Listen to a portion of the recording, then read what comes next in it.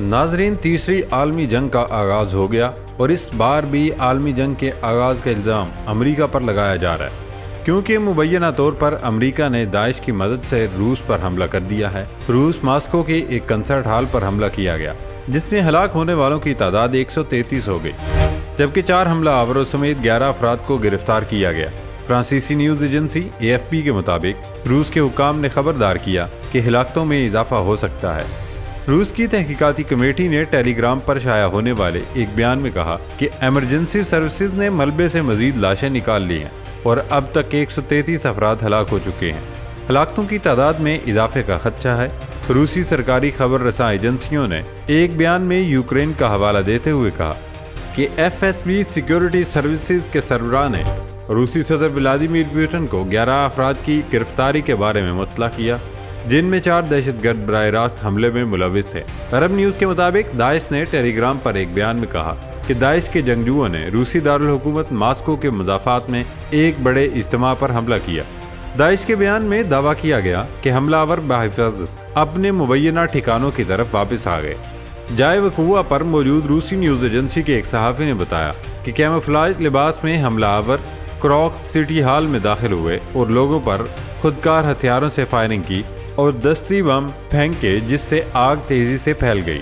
ریا news agency کے مطابق کم از کم 3 حملہ آوروں نے کنسرٹ ہال میں ایک گرنیڈ بھی پھینکا جس سے آگ لگی۔ ایک صحافی نے بتایا ہال میں موجود لوگوں کو فرش پر 15 یا 20 منٹ تک کے لیے لٹا دیا گیا تاکہ وہ خود کو فائرنگ سے بچا سکے۔ جب حال محفوظ ہو گیا تو لوگ کرالنگ کرتے ہوئے باہر نکلے۔ سیکیورٹی فورسز موقع پر موجود تھی۔ ایمرجنسی سروسز کی وزارت نے اپنے ٹیلی گرام چینل پر بتایا تقریباً 100 افراد تھیٹر کے تہہ خانے سے نکل گئے، جبکہ دیگر نے چھت پر پناہ لی۔ دوستو، امریکہ نے اس حملے کو خوفناک قرار دیا، تاہم کہا کہ یوکرین کی جنگ سے کسی تعلق کا فوری طور پر کوئی اشارہ نہیں ملا، اس لیے اسے یوکرین سے نہیں جوڑ سکتے۔ لیکن امریکہ کو روسی صدر نے پھر منہ توڑ جواب دیا۔ روس کے صدر کا کہنا تھا کہ حکام کے خیال ہے کہ جن افراد کو گرفتار کیا گیا ہے یہ یوکرین جا رہے تھے۔ انہوں نے کہا کہ میں آج آپ سے خونی وحشیانہ دہشت گردانہ کارروائی کے سلسلے میں بات کر رہا ہوں، جس کا نشانہ درجنوں بے گناہ پرامن لوگ تھے۔ لوگوں کو فائرنگ سے ہلاک کرنے کی اس دہشت گردانہ کارروائی کے 4 مجرموں کو حراست میں لے لیا گیا ہے۔ وہ یوکرین کی طرف سفر کر رہے تھے۔ یہاں ابتدائی معلومات کے مطابق ان کے پاس سرحد عبور کرنے کے لیے ایک ذریعہ تھا۔ دوستو، داعش نے اس حملے کی ذمہ داری قبول کی تھی، لیکن روسی حکام نے ابھی تک اس کا باضابطہ ذکر نہیں کیا۔ روسی صدر اسے یوکرین سے جوڑ کر امریکہ پر براہ راست الزام لگا رہے تھے، لیکن بعد میں داعش نے ذمہ داری قبول کی۔ داعش ان دنوں امریکہ کے قبضے میں ہے اور ان کی تمام تر کارروائیاں امریکہ کی ایما پر ہو رہی ہیں۔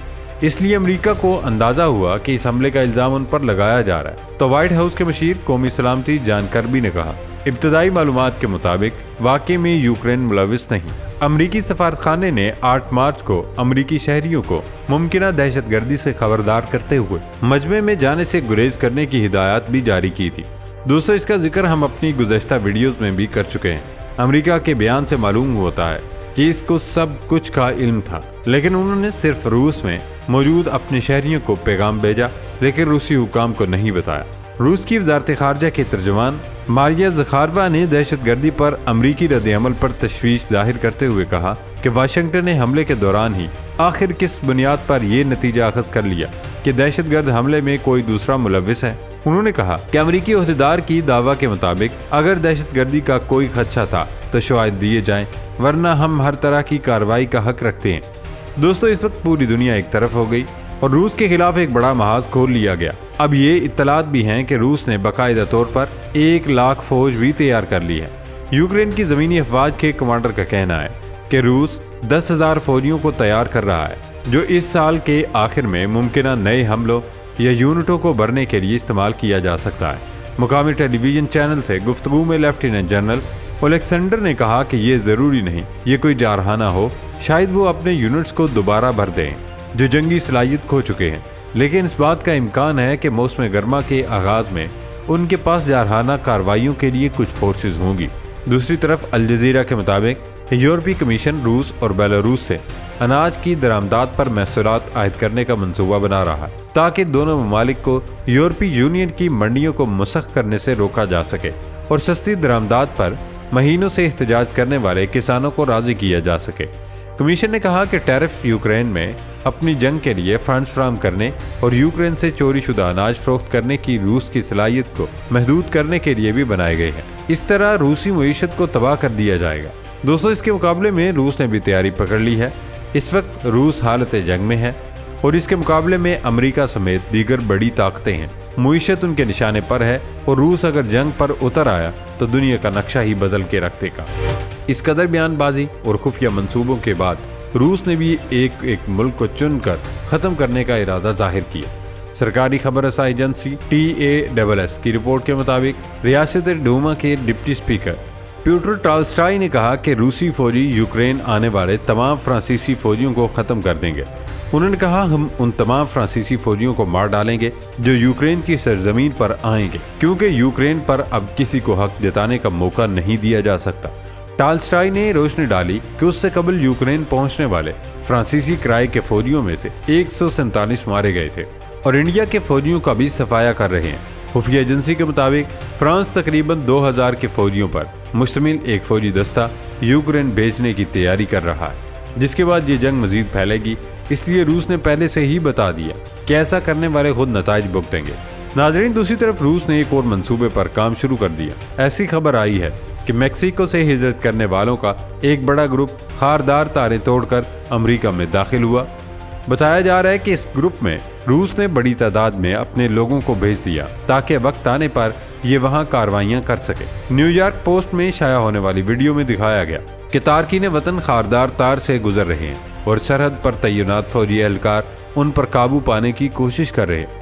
खारदार तार की रुकावट को तोड़ने के बाद तारकीन वतन सरहदी दीवार के एक ऊंचे हिस्से तक पहुंच गए, जो नाकाबिले तस्खीर था, जिससे मालूम होता है ये लोग पहले से ट्रेनिंग लेकर आए हैं। अमरीकी कानून तारकीन वतन को उस वक्त तक मुल्क में रहने की इजाज़त देता है जब उनकी सियासी पनाह की दरख्वास्त हुक्काम के पास होती है, या अगर वो कानूनी ज़रूरियात पूरी नहीं करते तो उनको मुल्क बदर करने की कार्रवाई की जाती है। अब दोस्तों, एक ये खबर भी आ रही है कि इस हफ्ते जनूब मगरबी लीबिया में कम अज़ कम 65 तारकीन वतन की लाशों पर मुश्तमिल एक इज्तिमाई कबर मिली है। अक़वाम मुत्तहिदा के इदारे के तर्जुमान ने AFP को बताया कि लीबिया की सिक्योरिटी फोर्सेज ने ही कब्रिस्तान का सुराग लगाया। तंजीम ने अपने गहरे सदमे और तशवीश का इजहार करते हुए कहा कि तारकीन वतन की मौत की हालात अभी तक मालूम नहीं, लेकिन मुबैना तौर पर अमरीका बौखलाहट का शिकार हो चुका है और अब वो रूस की जवाबी वार को सहने की ताकत नहीं रखता। इसलिए जो भी सामने आ रहा है उसे कत्ल किया जा रहा है। देखना अब ये है कि अमरीका बाज़ाब्ता तौर पर आलमी जंग के लिए रास्ते हमवार करता है या माहौल को ठंडा रखा जाएगा, क्योंकि अमरीका इस वक्त किसी भी बड़ी जंग का मुतहम्मिल नहीं हो सकता, वरना माहिरीन के मुताबिक अमरीका मिट सकता है।